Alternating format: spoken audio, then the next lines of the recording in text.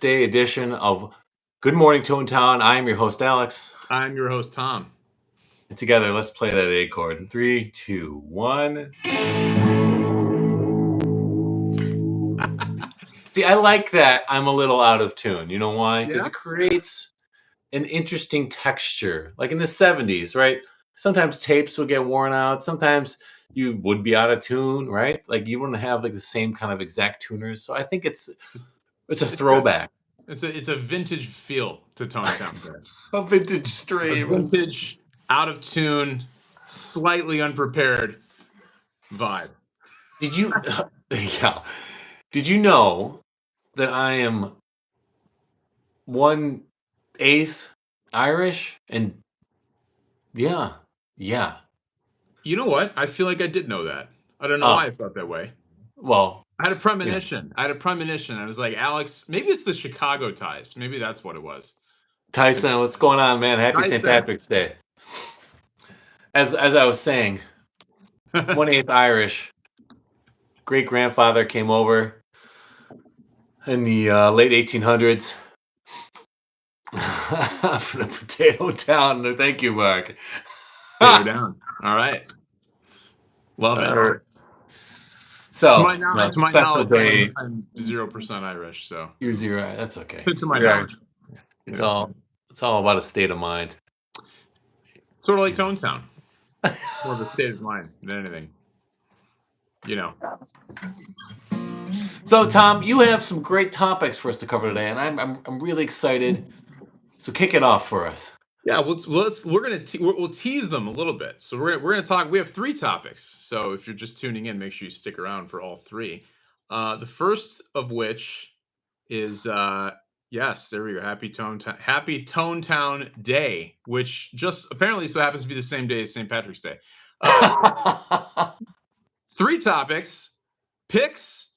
We're gonna go back in time to some guitar magazine talk, and then we have a very special guitar player to talk about. I'll use my shirt as a clue for the third topic. I'm theme dressing as a good dad, dorky dad would do. But first, I want to talk about picks. Okay. And here's why. Because for the second time in my YouTube career, I have a YouTube short that I put zero thought into that is going bananas with numbers, which I didn't want it to do, but it's happening. And it's a comparison between these 3 picks. A blue chip, the Martin Lux pick, and the just the Dunlop Tordex. So first of all, what's your favorite pick? What's your go-to pick? And how much of a difference does it make? And also, if John from Quilter's here, he'll remember this. That's right. John is here. He's pushing these hard. He's pushing them hard, and he got me to buy one. I bought it. I went straight from the Quilter booth right to KNC Picks. I bought this with my own money, and I love it. It's great. But anyway, so I mean, I treated myself to the blue chip, but let's be honest, I'm not worthy of a pick of this caliber. So I've actually been liking the Martin Lux picks, mostly because I got it for free. But this is a $20 pick right here. Yeah. So anyway, Alex. So I think a pick is so incredibly important. It is it's what gives you feedback, right? It's the bridge between you and the string, right? If you're not finger picking. So I think the texture, the thickness, the shape, the point, the angle, everything, the pick is incredibly important. And the reason people don't talk about it because it's not very cool. Talking about guitar picks, it's like, come on. Because people don't want to believe that. So they see a guy like or a gal like Molly Tuttle, right? Fantastic flat picker. I think she uses blue chips, right? Awesome flat picker. And she's like, oh yeah, this is easier for me. And in their mind, like, no, she's so good, it doesn't matter what pick. But like for her, she wants that pick. And this is the problem when you're stuck in the meaty middle, like I'm in the middle with you guys, right? Like we're here. We're not superstars like Molly Tuttle. We're not superstars like all these monster pickers. And for them, another 1% of ability to play for them or 2% is like 20% for us. So like you're gonna have to take people's word for it. When a professional says, I need the thing, it matters to me. Like you're gonna have to take their word for it. So in that regard, I will say the blue chip pick, which Tom gave me as a gift, actually, was one of the nicest gifts I got. I love this on single coils and on 25 or 25 and a half scale length. I know it sounds silly, but when I try to play this on like a Les Paul or a humbucker, it doesn't get the tone that I want. Whereas Dunlop, what is this? The one blue with the point on it. This one's nubs rundown. Great for humbuckers. I think this sounds so good on a humbucker. And then on parts where I'm doing a lot of strumming, tight strumming, yellow Dunlop all day. Okay. But if I have a long set and I can't switch picks, right, I would get this and some what was it, Gorilla Snot, and this all day, because like overall this can be fine. Like overall this will. I don't love this on a single coil, but I'll do it if I have to. Yeah. So what's interesting is that, so as this YouTube short gets more and more traction, in the short, I don't say anything. I literally just I play this guitar, I play, the same thing, and it just cuts between each of three of the picks, and the prices are listed. So like 40 cents, you buy a lot of those for what Plexico just gave you. So 40 cents. Plexico, thanks again, brother. $35 and $20. And I think you hit on two parts. Like there is most of it is probably the feel, the attack, the ability to, if you are that good, to gain that extra couple percent. I mean, even for beginner, intermediate, lower end advanced players, I think the right pick does matter. But there is something to the sound too. And that was kind of the focus of my video, was the comparison of the tone. It's funny to hear, like, some people claim they can hear a difference. Other people are like, you're totally full of it. You probably didn't even change the pick. So I legitimately, it's so I don't know. I think you hit the nail on the head. I mean, there's both sides of it. There's the feel, which is a big part of it, which I can't really translate to YouTube short. Plus, if I tried to explain it, nobody would believe me anyways. And then there's the sound. But I think you're right. I mean, certain things, and as evidenced by something like this, play the or just like those super thin picks you get, like, as a freebie in a box or something. You go try to play with one of those. Sounds a lot different than the 0.88, Dunlop Tordex here. So, right. Like, of course, a pick matters. And real quick, Plexico's asking about the Crazy Tube Venus. I actually have not played it, but I did see some that came out recently, right? Didn't it just come out? Crazy Tube Venus. Got to be honest with you, doesn't ring a bell. Gonna have to Google it. But it's got a tube in it. It's got a 12AX7 in it.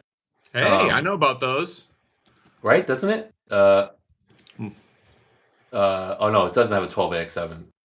12AT7. It's a and you can put a bunch of different tubes in it. Oh, that's cool. That would be, yeah. I think that would be ideal. Like if you have a digital rig, and a lot of people will say you need some analog feel, and I agree, because a lot of times you're like, I do need some analog oomph on it. That's the move, man. Yeah, I want to try. I mean, like I've never had played. There's so many great tube overdrive pedals. There's the Kingsley ones. Everyone loves those. Like the Page. They all have like a tube in it. I remember EHX used to make one. I remember seeing that in the old Guitar Center magazines that they would send out. I'll be like, "There's a tube in it." There we go. See, he knows. Keep one on deck. You never know. The cool thing about that pedal, it looks like you can, you can get your. It's easier to swap the tubes in and out of that maybe than it is depending on the amplifier you have. But So I mean, sometimes you're right. Sometimes you do get a nice pick that's a freebie, and it's like, I like this. This is exciting. So thanks to Quilter for not sending out, Like I bought my kids a guitar, and it was and one of these came with it, and it's got like the sharpest edges in the world. It's like it's dangerous, dangerous. I You don't will want say that. this one more quick thing about picks, and then we're gonna move on to the next subject, so we can keep it moving. Don't like. Has this ever happened to anyone in the chat? You have some picks in your pocket, right? Because you're going to a gig. You put your hand in your pocket to grab it, and you give yourself the old Vietnamese hotel, right? Yeah. The CIA interrogation unit, right? You're going, oh, what? And the Yeah. pick goes underneath your nail, and it comes out with your nail. Done it a couple times before, like unbelievable pain. Yep. Terrible Can I pain. play? Okay. We'll do a quick segue from one.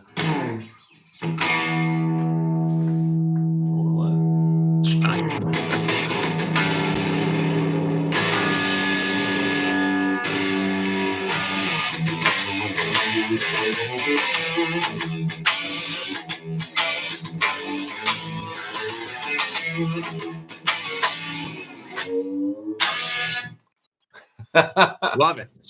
We need segues. That's production value, ladies and gentlemen. Next topic. Next topic. Now, I'm 40 years old.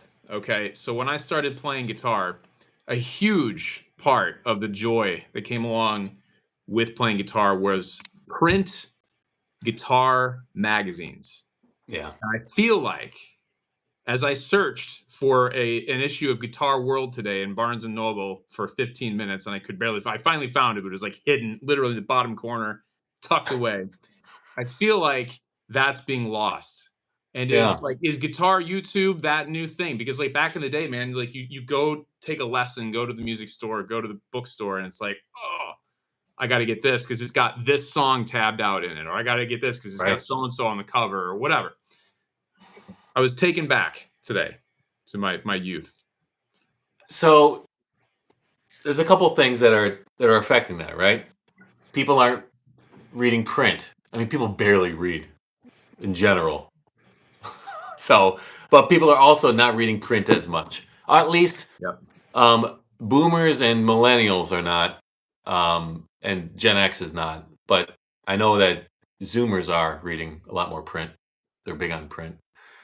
So I think it's going to come back, but it's going to have to provide a lot more value than it did, right? So if I can go online and get a free tab, why do I need this tab? If I can go online and watch a review and hear a review, which is way better than reading one, what's this magazine going to offer me? Again, like the magazine has to be now become a lifestyle. It's got to be a luxury item. It's a luxury good because it's a smaller audience.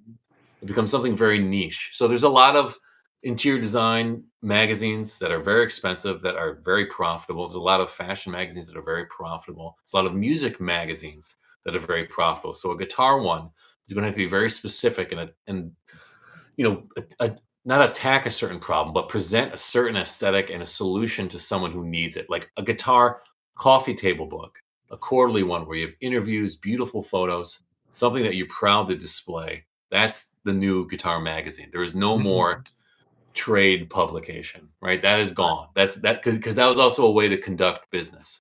And now the new way business is done. And now I'm going to go on a rant in a second, but I can't. We don't have time for my rant.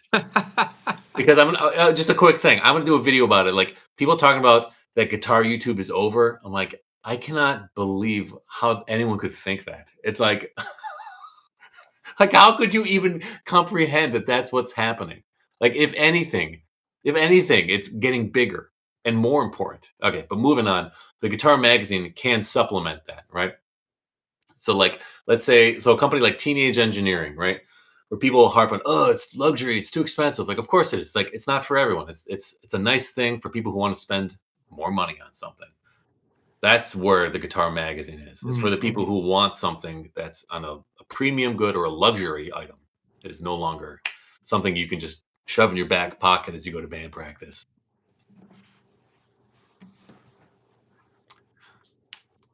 Right? Are you reading the comments here? Or what do I have to do this? No, it was. It was like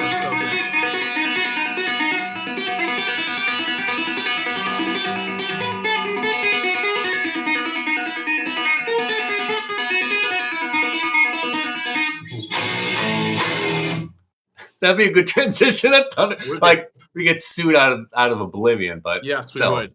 I had a gig once where they, you know, I got hired. I was for whatever John, see you, reason. brother. See you, John. I was. Long time. This guy. I know.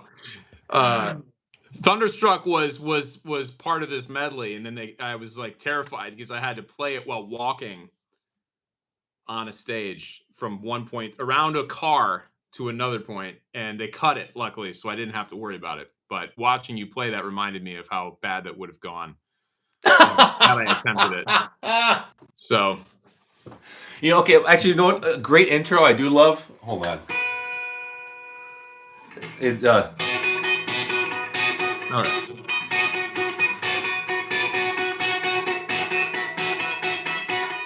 Like that is such a cool.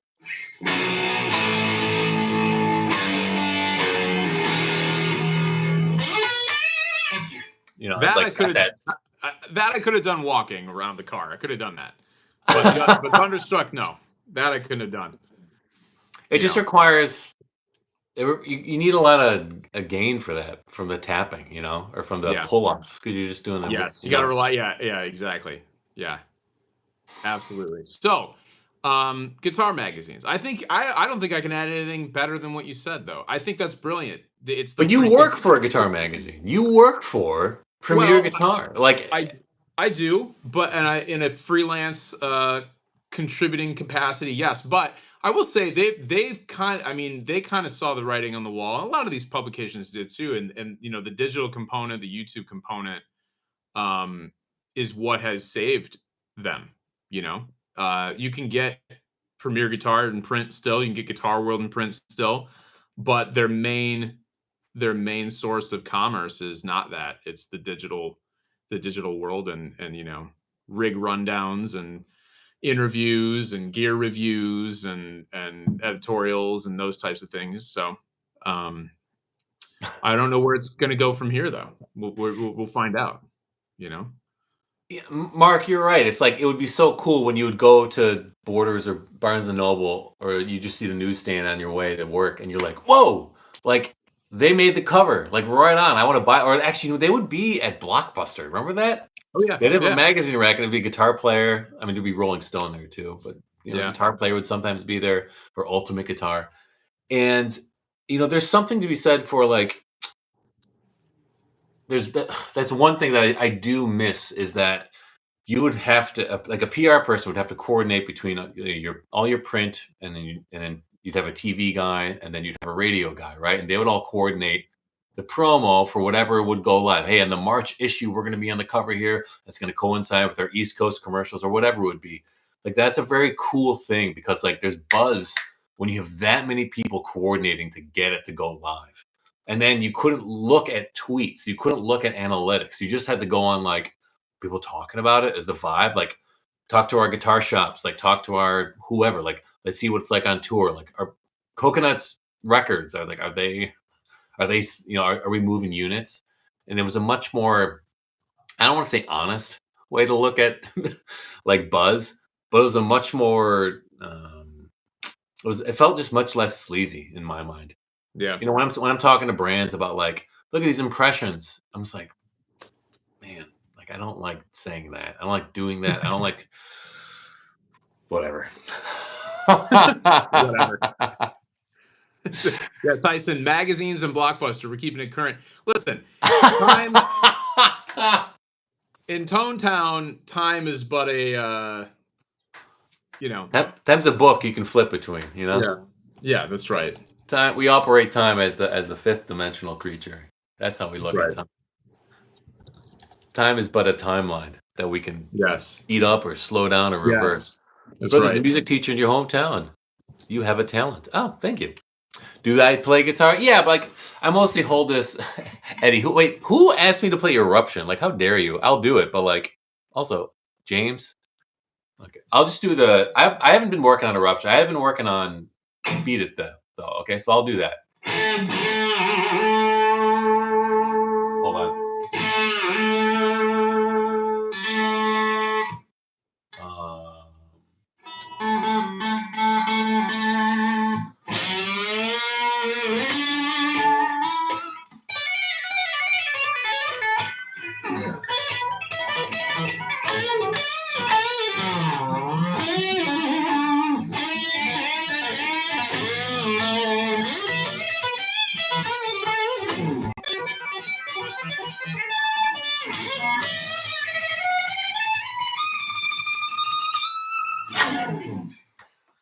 Not ideal, not the right amp. That's AC30. So, but still, To match awesome that, looking, good sounds. Oh, Yeah. awesome looking. I love that you lead with that. This is There you go. video. Yeah, that's good.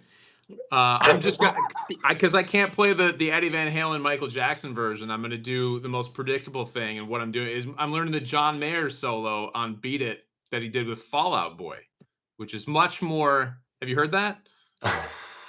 Yeah, Much I more my remember that. speed. Yeah, It's a good solo. It's a good solo. I like that he quotes, some of the important parts of the Eddie solo. yeah, and that was what he wasn't he playing that custom electric blue I don't even know Charvel, what. Yeah, I don't even know what it was, honestly. or was We it a can talk about Jet? that No, later. it was a Jet Gem, or was it Gem? Ibanez Gem, Was right? it? I've never actually seen him play it. I've only heard him play it. The So. guitar with the handle in it. Oh, yeah, the Steve Vai thing. Yeah, I think it was the Ibanez. Yeah, Steve Vai. Ibanez Gem, which is nice audio sounds. Oh, good. Thank you. That's the So- plan here. So should we hit the third topic? I led with the clue here. Yeah. I don't know In what. case is you that can't read that backwards, it's Oh, you can read it backwards. Yatterdas Live Chicken or Saturday Night Live. So we're going to Yeah. talk about Right. Guitar Heroes. What is the first, and chat, you say it too. Who was your first like impression that you got where you're like, I gotta play guitar? And I have one real and two fictional. But you can start off. You're asking me? Yeah, you start off. Yeah. So I mean, he could be kind of a guitar hero, I suppose, to some. But it was Rivers from Weezer in the Buddy Holly video. Nice. What made me go, oh, I really want a Sunburst Strat, and I really want to play guitar. I was already interested, but then once I saw that video, it kind of solidified it for me. And then after that, it was probably the next person I dug into the most was Eric Clapton. Yeah. So my mom had the Cream of Clapton cassette tape in the car. Yeah, I had that too. Great. So that was the two for me. And then I didn't know it, but I was obsessed with Michael Jackson as a kid too, and hearing the Beat It solo, I didn't know at 5 years old or 6 years old that was Eddie Van Halen playing on it, but I just knew that was some insane guitar playing. So those are mine.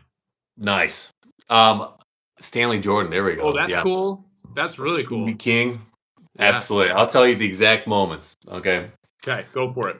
Obviously, like Marty McFly, Back to the Future, like insanely huge impression on me. Actually, when he's the opening scene, when he turns on the amp, hits it, gets blown up into the way. I was like, that is very cool. I just remember like right on, like he got blasted. And then obviously when he saves the world, Denver, The Last Dinosaur. Remember that show? Oh yeah, yeah. I think Denver, the last dinosaur. He's my friend and a whole lot more. Yeah. It was a dinosaur that played like a Ibanez. Oh no, he played like a Gibson Explorer on a skateboard. Pink. I'm looking at it right now. It's awesome. Like, amazing. I remember being like, this dinosaur plays guitar. This very cool. Right. Yeah, show chat here. Yeah, there he is. But then the first real guitarist where I was like, oh my gosh, like is G.E. Smith, Saturday Night Live band in the heyday. I can't remember what it was, but it was like one of the outros. I just saw him like ripping it on his Blackguard telly, and I was like, that guy's so cool. And it was like my first time I saw like, oh, that's the leader of the band. He's in charge. I was like probably 10 or 11. So like I didn't know what a musical director was. I didn't know like what a band leader would do outside of a conductor, because I was played trumpet in orchestra. And so I was like, that's what I want. I want to have a band and be on a guitar leading the band. That's very cool. And I don't know, like, did you guys feel that when you watched G. Smith growing up, chat? Like, did you guys see like see the Saturday Night Live band play, you're like, wow, that like what a hit! I mean, that intro too. Oh It's yeah. like the '90s one, especially. It just Yes. sounded perfect. Yeah.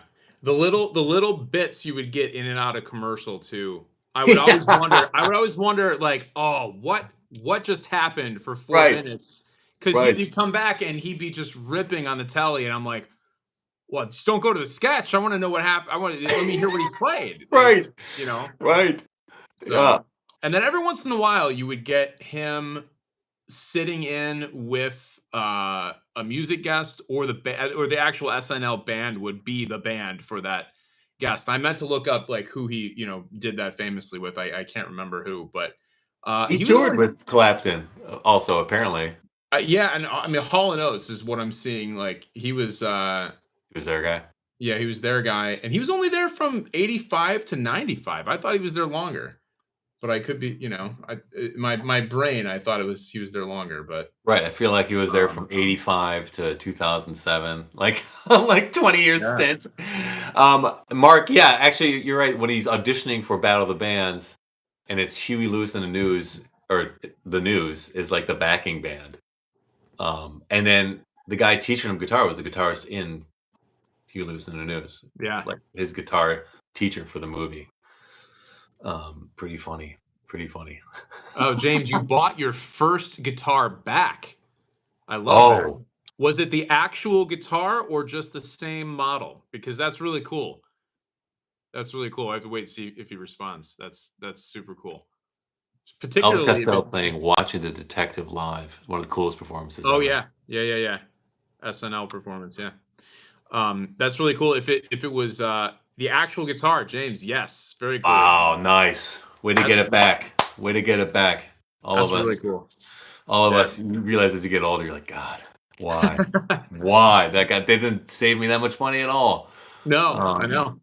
yeah, that's the one thing I will say to young kids, do anything you can to not sell the first instrument you've ever gotten. Like, do whatever it takes to hold on to it. Take another Yeah, job, sell clothes, right? yeah. Sell your car, but do not sell the first guitar you get. It is like insane. Um, Another actual one. Okay, one more guitar thing that I was like, oh my god, that's so cool. Was do you guys remember when Nine Inch Nails played "The Fragile" on the VMA in like 1999? Ooh, Uh, it was funny. there, I went back to YouTube and I was watching old VMAs like a month ago, and I don't yeah, know if I watched that one. Um, it was right before he went into rehab. It was off the Fragile album, the double album. Love Nine Inch Nails, huge Nine Inch Nails fan. And it was the guitarist just like goes crazy on it, and I loved. He was playing. I don't know what he was playing, but it was it was great. It was so cool. That's another one I was like watching. God, that was '99. So how old was I? I was in a band by that. I'd been in a band for a while at that point. I was still a little kid, but that's what made me like, God, I gotta be in a huge rock band. Um, yeah. Tenacious D, yeah. I'm watching Trent Reznor right now. '80s, yeah, man. Oh man, ABBA, Voulez, yeah, very Voulez-Vous. cool. Oh, yeah. ABBA has some killer, and that's another thing. ABBA is just like one of the best. If you ever listen to them on good speakers or good, like it's one of the best sounding bands of all time too. Like everything is mixed absolutely perfectly. The voices sound wonderful. The strings, everything sits just like in a perfect stereo mix. The bassist is like an outrageous. Like everyone was so good. There's something about Sweden where they'll take a genre. We create a genre, right? And Sweden goes, can I take a little crack at that? And then they create like this super focused version of it, right? They did it with ABBA, and then they did it again with electronic dance music, right? They heard house and they heard like, oh, can we try something? And then they do Avicii, they do Alesso, they do these like insane versions of it, and then we do some funk, right? And we do some, like kind of like dance rock stuff, and then what's that band? It's Swedish band that played with Corey Wong. Um, Oh, Beats, I Dirty sent it to Beats. you. Did I Yeah, send? yeah, You those were guys. dancing, and you're dancing in your backyard to it, right? Yeah, right. Um, Yeah. You guys know what I'm talking about? Loops, dirty loops. Dirty Loops, that's it. Dirty Loops. Dirty loops, like, and they Yeah. like create this like hyper focused version of like every genre we do. They're like, let me see what we can do with that, and they create an unbelievable version of it. Yeah. A very interesting culture over there. I wonder what's going on. Yeah. I don't know. Great, good hockey players as well. Yeah. Richmond amps, yeah, back in the day. Song requests, guys. I'll play one song, so you guys got to figure out on your own. I should do a poll. I know we can do polls here, right? We should do a poll where it's like, okay, what do you guys want to hear? Oh my god! And then I'll play a lick from it. There you go. But we're coming up. We're coming up on. We got a couple more minutes. We had a tight 30. So on the swing. Oh, actually. Yeah, Tom knows. I actually don't know that song. I can't, but I mean, there was a time where I learned that solo, and I was super proud of myself, and I filmed it and sent it to my buddy, not Alex, and he's like, "You don't have the Doppler, you don't have that." Yeah, there you go. That's yeah.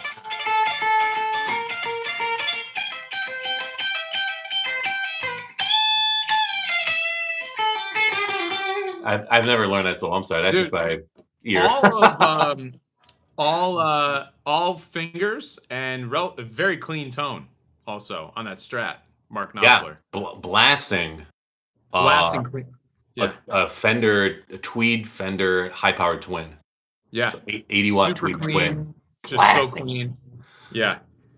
Like one of the... That's actually an amp. That is an amp that I'd love to have one day. An actual tweed high-powered twin and just cops called for 80 sure. watts of just like blasting down. Like I'm gonna have to call my roofers again. and your ENT, your ear, nose, and throat specialist. Yeah, right. Hey, just so you know, my nose is really cleared up. Yeah, it's bleeding. I need a new roof.